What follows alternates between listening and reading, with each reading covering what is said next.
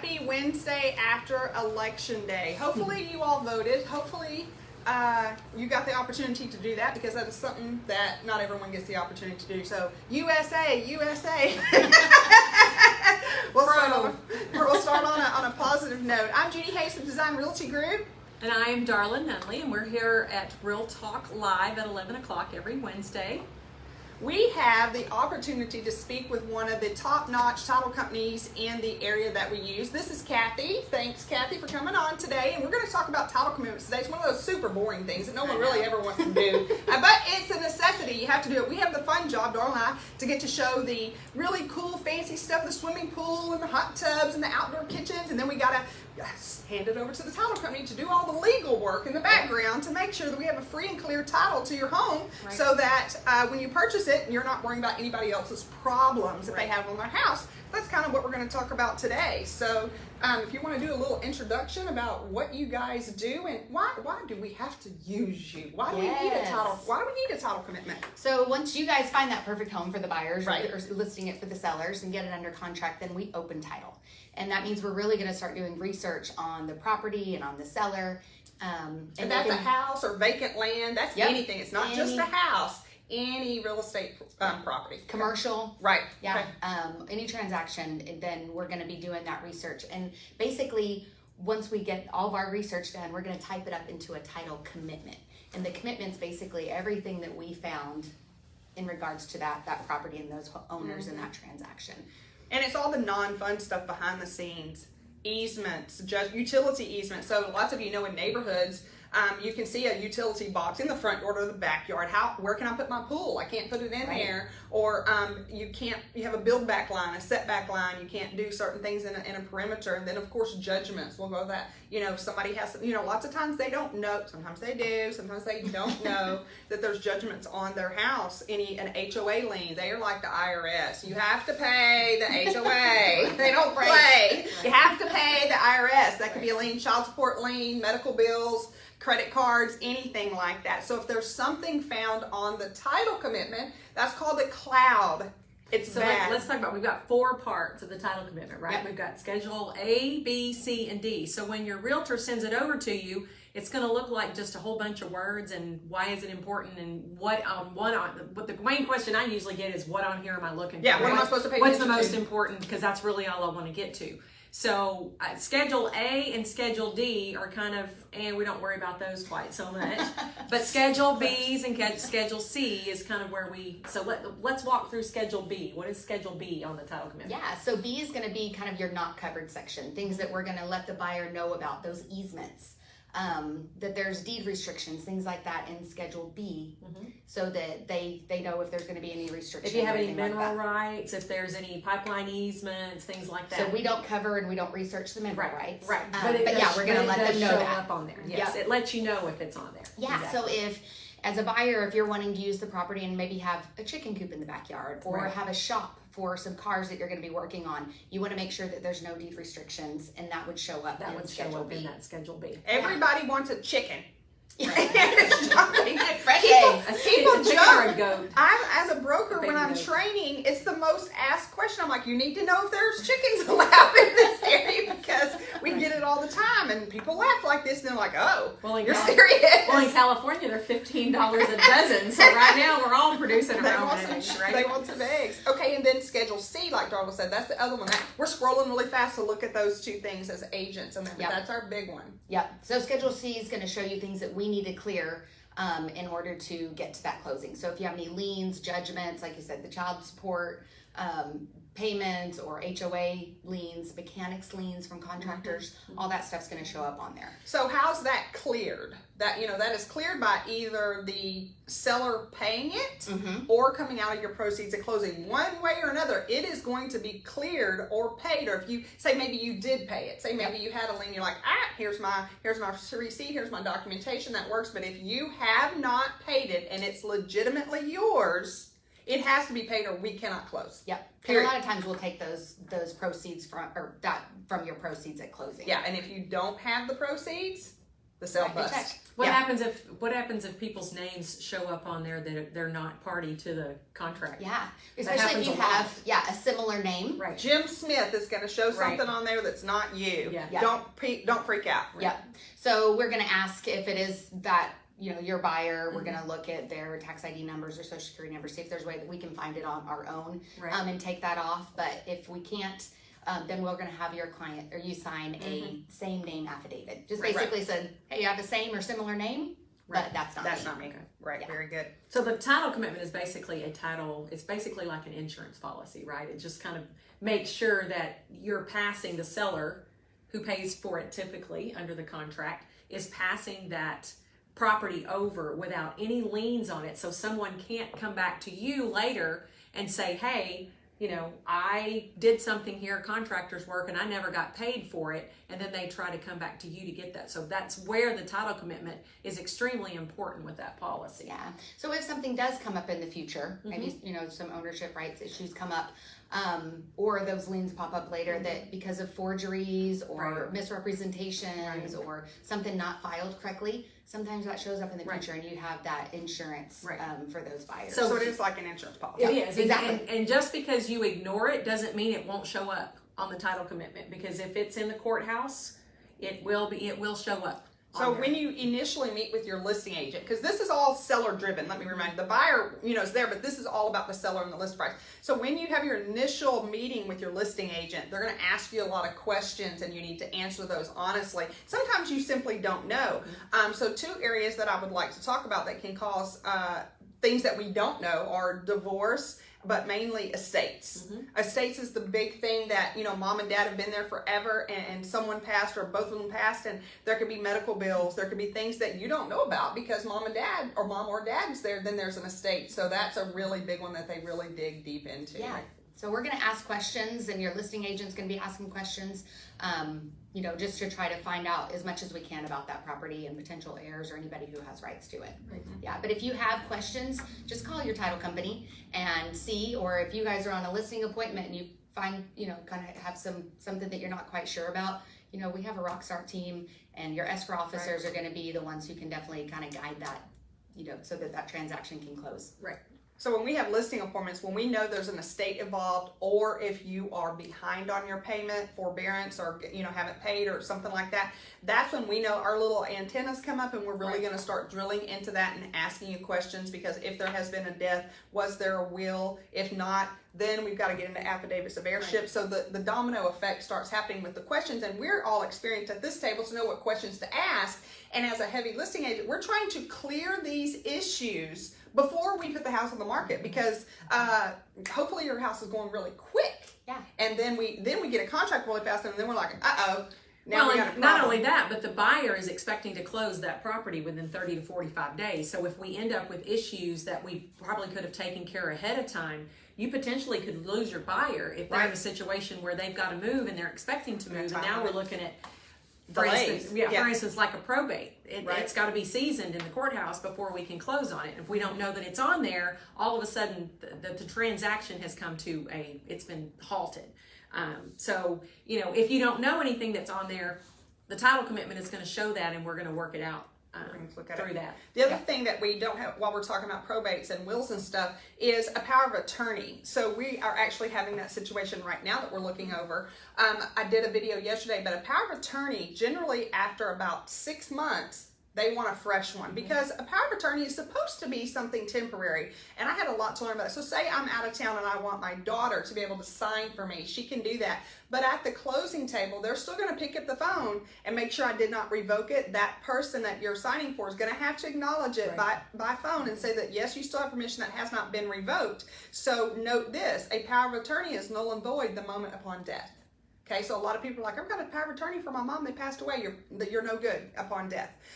Also, what's a really stinky situation that we're actually going through with you guys now is having a power of attorney for a parent or someone who is now unable to make decisions for themselves, or Angela, they may have Alzheimer's, or they may have dementia. Then you're like, well, what the heck is this power of attorney for if I can't use it for her. So Darla, you had to deal with that on a personal issue, and there was a ability to have a property put into your name instead of a parent's name. So there's alternatives that you could talk about if you want to. Right. So first of all, we strongly encourage you to speak to an attorney. Absolutely. Because, all of the things that happen within a transaction, especially that happen within probate and estates and things like that, an attorney is going to be able to answer a whole lot more of your questions. But personally, I encourage you to have a will, first of all, because that's going to make sure that everybody's in line. We know that who's going to be in charge of setting out what.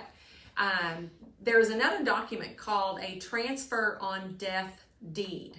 And what happens is if you are in a situation where a family member wants to make sure that you have the authority to move a piece of property, and it really has everything to do with personal property, then upon their death, that property goes immediately to that person, and then the transaction can take place. So what happened with us is when my father passed away, I had the wherewithal to have that produced through an attorney, and we didn't have to go through probate. That is the only personal property that they had.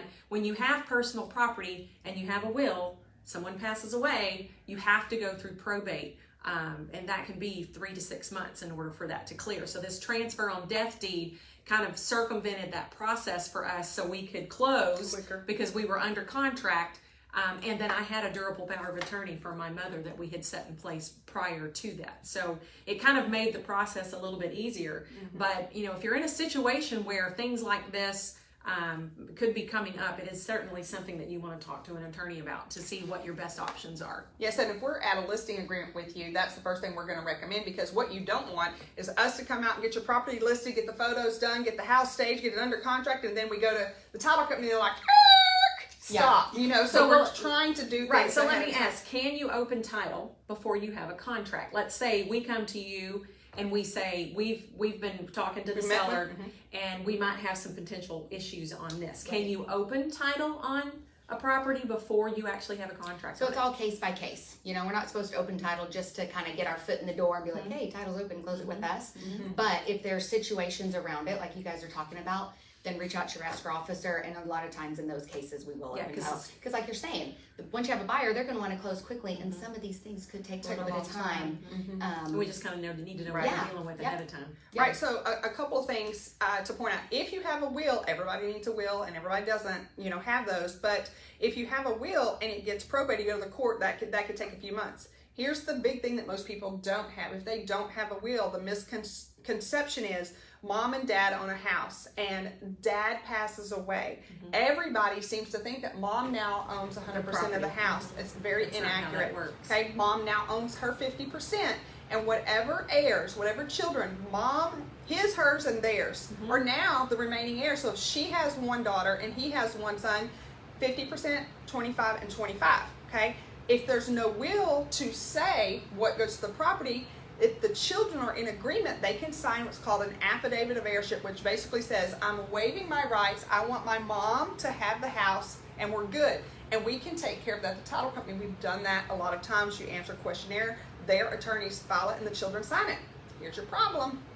If a child doesn't sign or an heir doesn't sign, roadblock, we're done. We cannot do anything, and your attorneys are going to have to get involved to resolve the situation, because either all in agreement or not. Same thing with the divorce, I will say. If you're coming up and you are under any lawsuits, one of the questions on the seller's disclosure that says, is there any lawsuit or anything that's happening? Ding, ding, ding. That's when you check that. Yes, we're like, well, we got to talk about that. And if you've told nobody and it's been filed in the courthouse, it's going to show up on the title commitment. So same thing with selling a house. If you are getting a divorce in the middle of selling a home, can we help you? Yes, as long as both parties are in agreement. We're not fighting with y'all. We can't make you do anything. Title company can't force you to do anything. There's nothing to enforce. So if both parties are in agreement and the title company is not going to agree to, I want 50%, I want 80%. Nobody's fighting with you. Okay, you're going to get distributed funds equally to one another, then you can work it out. If you are not in an amicable situation, none of us can help you, because we can't battle that with you. We have nothing to do. We can't do it. You have to go through court. Then you're going to spend your money and your attorneys and get all that done. but you can close as long as you're amicable and everybody's in agreement and signing. You'd have to sign all the listing agreements, the contract. You'd have to come to closing. Everybody has to participate. Right. Yep. And don't get married right before you close. Don't do that. Don't do that. With regard to with regard to the opposite end, Whoops. if you are divorcing, do not purchase Before until the divorce is final, because if it's one day before, guess who is also now a party, a party to that purchase. purchase, okay? The person you're trying to divorce. And the reason why that is because community state, you're Texas still is a married. property state. You're still married, so don't Correct. do that. And we're going to go through that. So be truthful, be honest, because it's way better to find all of this out and work with it. And actually, we have a thing going on right now with the title company that we're trying to get our ducks in a row, and we're scrambling over here. We knew what was going on, but now we're having to find a resolution to do it before, because I know when this house that I have coming up in Splendor at $250,000, when I put a sign out in the yard, we're going to get a contract off. Oh, wow. I know it's getting. I know the price point. I know the area, and I know that the house has been completely renovated. So we're trying to get our little duckies in a row before I put a sign up. Right. Yep. So part of what the title company does also is work with us on getting a survey. Yeah. So in the event that the lender requires a survey on it, which most of the time they do, if there have been any changes to it or it's super old, they're going to need a survey on it. So how do y'all handle the survey process? Yeah. So we know good survey companies, so we can use some that we work regularly, but if you have a particular one that you like, just let us know, we can order it. And then the survey will come back to us. It will go through our underwriting where we review it, and then that's the survey that we'll use. We encourage surveys to be done, but like I say, the lenders are going to require one. So you can have an existing survey or a new survey, but if you want extra insurance on that survey, some people call it survey coverage or boundary coverage, you can get extra insurance, and it's just going to protect any, give them extra insurance on unknown. So that's Things kind of mean that if the pop up. surveyor makes a mistake, Right. you then cover. So Yeah, in your something wrong with the boundary contract, lines. if you don't check that survey coverage and that's part of your contract, and there is a mistake, your survey's not covered. So in a lot and block neighborhood where you're going down, that's probably, if it's wrong, it's minuscule and really not a big deal. But when you go in the country, and we do a lot of rural properties, you've got large tracts of land, you need that coverage. I always put it in my contract. Well, I think what always you'll put it- find in a subdivision is maybe a fence encroachment. Right, A right. lot of times is what Yeah. you'll find on that, or you'll get to see where the setbacks are on the property, or where the easements are, which you really want to know that if you're planning on putting a pool in the back of your yard, Right. you're going to want to know where those easements are in there. And then on rural property, a lot of times, and I've got one going on right now that just won't seem to go away. Well, I should have poor brought my girl. example. We're talking surveys another day. Um, Those rural yeah. properties that they just chop up and Right. grandma Yeah. signed something, Yeah. you're like, Lord. Right, and if somebody comes back and tries to claim your property, you want a survey. The survey is based off the meets and bounds that's listed in the courthouse. So you want to make sure that you have, where you can show the proper boundary lines on that. So a survey, while you don't think you need one, sometimes especially if it's 30, 40 years old, You wanna can't make say, sure. to the left of that big oak tree is my property. Yes, it is. My dad used to stand at the Right end of the there. line of the fence and You go, can "It's point right there." there. Don't ever cut that tree down, because that's the boundary line, Darla. Well, Yes, lots Dad. of people that had huge acreages. I was looking Like at a ranches, large sort of tract up in the Livingston area, Lord help us, and it's been in the family for 200 years, and they're starting to cut it up. Wow. And then some are landlocked. What does landlocked mean?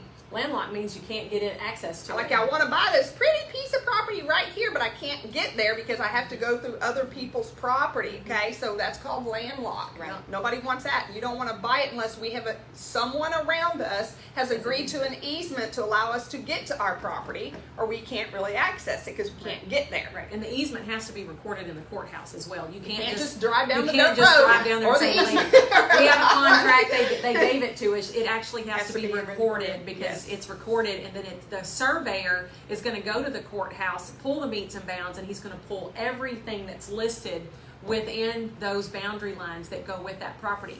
Case in point, I had one that closed several years ago out in Cold Springs, and the builder was a little shady and put the easements on after we closed. He went to the courthouse and put the easements on after we close. So then the title company comes back, sends a new survey with a new title policy after we had closed, showing the easements. And the reason he found it is because he went to put up a fence between him and the neighbor, and the surveyor came out and pulled the survey and found that there was a utility easement right where he was wanting to put the fence, and he couldn't put the fence up unless he went into his property, which he didn't want to do that because then he's losing property and he can't encroach on the neighbor's property. Right. Needless to say, that was not fun at all, but that's the purpose in the survey coverage. So let's talk costs. So a title policy is typically, it's handled in the contract who pays for it. It's either the buyer or the seller's charge. You can split the cost. You can have, typically the seller will take on, because you are giving the purchaser the clear that you know that it's going to go to them without cloud, free and clear. Everything's negotiable. It's just generally speaking, the seller pays the title commitment because they're proving that they're clear. Generally speaking, a buyer pays for the survey because they're the one who needs the survey, not the seller. And you want to trust that whoever's issuing that insurance policy for you is good and valid. They've done their job, right? So how much does a title commitment cost? So it all is based on the sales price of the property. And it's statewide, right? Yeah, it's Doesn't regulated matter by the what your state. title You company don't need to is. shop around for it. It's going to be the same here as it is down at a property in anything else. Dallas or El Paso. It's regulated by the state. Okay. So you pay for it one time, and it's for as long as you own the property. Okay.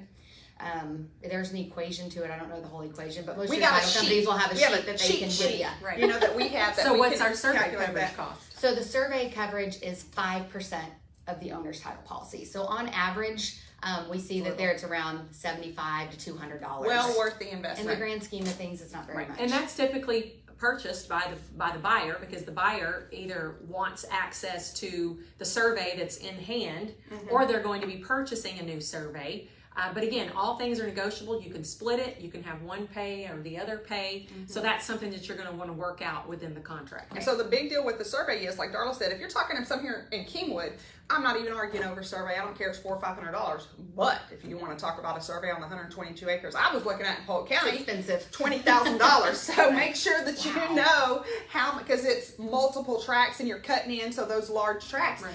And a lot of questions I get from my buyers is, and I'm asking my sellers, because I keep all my stuff, is how come the seller, if they say they don't have a survey, you're like, what do you mean you don't have a survey? Why would you not? Well, number one, it could have been a large tract that they started cutting up and they lived there forever. Sellers could have simply misplaced it because there was a survey. But if you pay cash, you don't have to have a survey. But at Design Realty Group, we have a waiver. We are going to really lean on you. I don't know where your property lines are. How are you supposed to? She doesn't know. We don't know. And especially if you're in a rural piece and you go down Smith Road, and I'm like, well, I don't know exactly where we start. You know, it says 300 feet from here, and I put a little stake there, but no one knows that. So Can you buy survey coverage on a property that has that's had items added to it? Let's say you have an old survey, like they have a survey and then they put on a pool or an extra building and it's not on the survey. So the survey, when you use an existing survey, you also sign a T-47 affidavit. And that affidavit basically says that there haven't been any changes to the property. Major improvements. Yeah.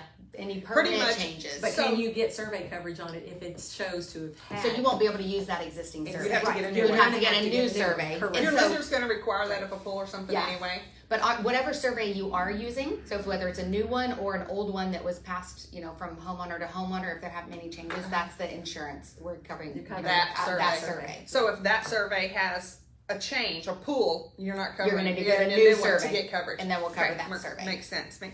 And again, if you are cash, you don't have to have it. We make you sign a waiver if you refuse it because we're telling you need a survey. Period. I don't know where your stuff is. Then you'll be arguing with the neighbors.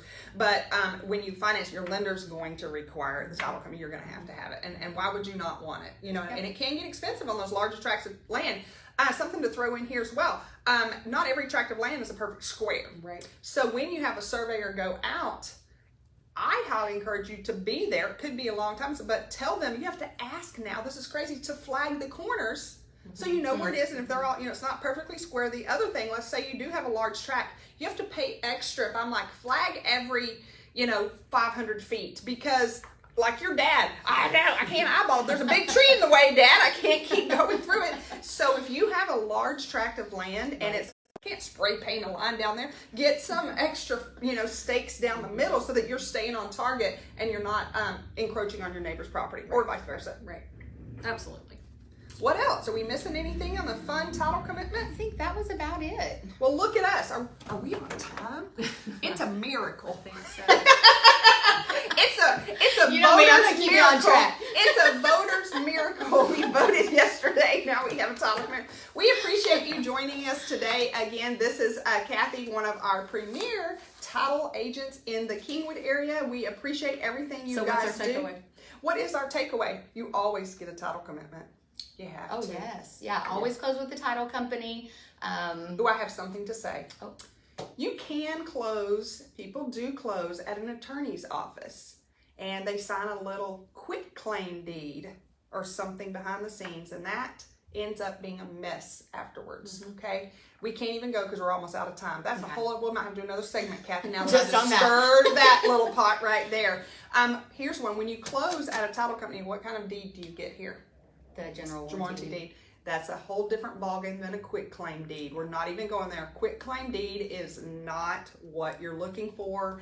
And if you have just went to your neighbors and y'all made up a piece of paper and I signed it and you signed it and you went down to the courthouse and filed it, that's not going because to. you You haven't researched the researched property it. to make sure that I nobody signed it else and you has signed a claim it, but to it. exactly, somebody else has a claim Yeah, to because it. we'll talk about it again. There are 3 different types of deeds that you can get, and the Quit claim is bad. The general warranty deed goes back to the history of the property, and the quit claim deed is just 2 people agreeing, and you have no idea who What has a happened in claim the to that background. property. That's Okay. right. All right. That was a hornet. So what's our nest. takeaway? What is our takeaway? What is our takeaway? Takeaway is you always want to close with a title company, And you always want to choose Darla and I as your realtor. right? winning team. Right. There are 4 parts to the title commitment. We'll Yes. walk through that with you. We actually provide a form to you that's going to tell you what each of those commitments are, what each of those parts are, Yep. and what you want to look for. And then if there's things on there that we have to help you clear off, we're going to get with the title company or you or the seller, whoever we need to, and make sure that those items are cleared off. Maybe it's a not the same name affidavit, or maybe it's Maybe a you gotta pay the contractor's IRS. lien, or Yeah. maybe it's a tax lien, and we'll certainly help you clear all those things off. So don't panic when you see them, for sure. And then we want to make sure that you understand the cost that you're getting involved with when we do this and what your coverages are. So if you have any questions about that, we can certainly answer them for you, or we can turn you over to our favorite title company. I thought of and one get more you there. question. Yeah. There are 2 pieces of the title policy. There's an owner's title policy yeah. and a lender's title policy. Yeah. What's that? What's the difference? So we talked about the owner's title policy, protecting the buyer's ownership right. The lender's policy or loan policy is going to protect the lender's interest in the property too. So if you don't have a loan, you don't need that Correct. part. You just need your owner's part. So that saves a little bit of money. Yep. Each part, because we look at that on our settlement statement, and we're not going over a settlement statement today. That will be another episode that we do. So a settlement statement is what you get from your title company with that line by line itemization. It shows the fees that the title company has, on each side of that. But that's another day. Cool. Anything else? Do we have any properties we're promoting today? I've got 2 upcoming listings. They are not on the market yet. One is in Splendora on just about a half an acre, 3-bedroom, 2-bath, completely remodeled. It is going to be wonderful and in a great price point. I actually have a stunning lakefront property in Huffman. It is also a 3-bedroom, 2-bath, completely renovated. Looks like Joanna Gaines has been there. Get this, 1 acre with 359 foot of lakefront. Oh, dang. Yes, Wow, it's not on great a little spot. finger. It's on a huge open area of the lake. So we're getting that ready, and we will have obviously aerial photos, videos, and everything done next Tuesday. So that is super exciting coming up. We should be live late next Wednesday or next Thursday, but it is going to be a stunning property. That is going to be in the mid 700s on the water with a floating dock. Super nice. You can build a workshop there. It actually does not have any restrictions, so you can have as many chickens and goats as you That's want, right. plus a workshop. Well, you guys enjoy this gorgeous day. I'm super excited that it's not so humid today, because I was walking 5 acres Monday, 5 and 3 acre tracks, and it was It was bad. It was brutal. I'm like, it's November. I know. And it's brutal. Judy and I left Dallas on Sunday, and it was 55 degrees. Weren't prepared. And I think we hit Madisonville, and it was 78. 77, like We in were 2.5 sweating. We were like, hours. what It is was going on here? insane. I feel sorry There's for that those cold hunters, press. because the hunters are sitting in their blinds, like sweating like crazy. And the deer are like, we're not coming Yeah, the out in deer- this weather. We're sweating over here Fun too. over there. Well, you guys have a great week, and we will see you next week. I don't know what our episode is about next week. It's so I always should have said good, that. whatever it It is. is It's to be a always good. surprise. It'll be a surprise. It'll be entertaining, that's for sure. Well, we're coming up on Thanksgiving too, so we are going to have an episode where we About talk about what we're thankful for. We're She- thankful that we she's have going to good be title gone, but I policy. can talk about all the No, wonderful I'm here for things. Thanksgiving. I'm out the next week as I'm going to the mouse's house. Fun with that. Mouse's house. Disney. Going to Oh, Yes, that'd with be awesome. 4 of the 6 grandchildren. Well, I think Ricky's a little nervous, honestly. He's tagged with Don't Peyton, lose so anybody. Peyton won't get lost. He might not be alive if he gets. Just attach a child to him. Just Somebody will be screaming. He's like, the last Yelling at time the I baby. saw him, it was at Epcot. I don't know where he is now.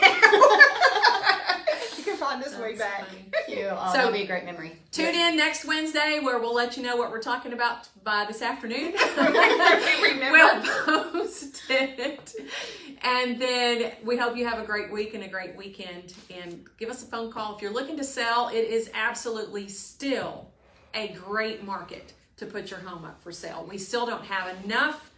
We still have a lot of buyers kind of holding out, waiting for that perfect property. And I've got Who 2 knows? coming up. So You sellers just don't might- really yeah. like to list during the holidays. I get that. They want to relax. They want Right. to put their decor up. But we have people looking. But calling buyers are all the anxious, time. and if it's vacant, if you're, not worried about that, let's get you on the market. Our leads are coming in steady. Yep, it's still a good time to put the home on the market. And watch my video that you'll see coming up earlier. We had another iBuyer bite the dust, which is Yay. good news for us. Sorry. All right, It's true. y'all have a great Bye. week. Thank you. Bye.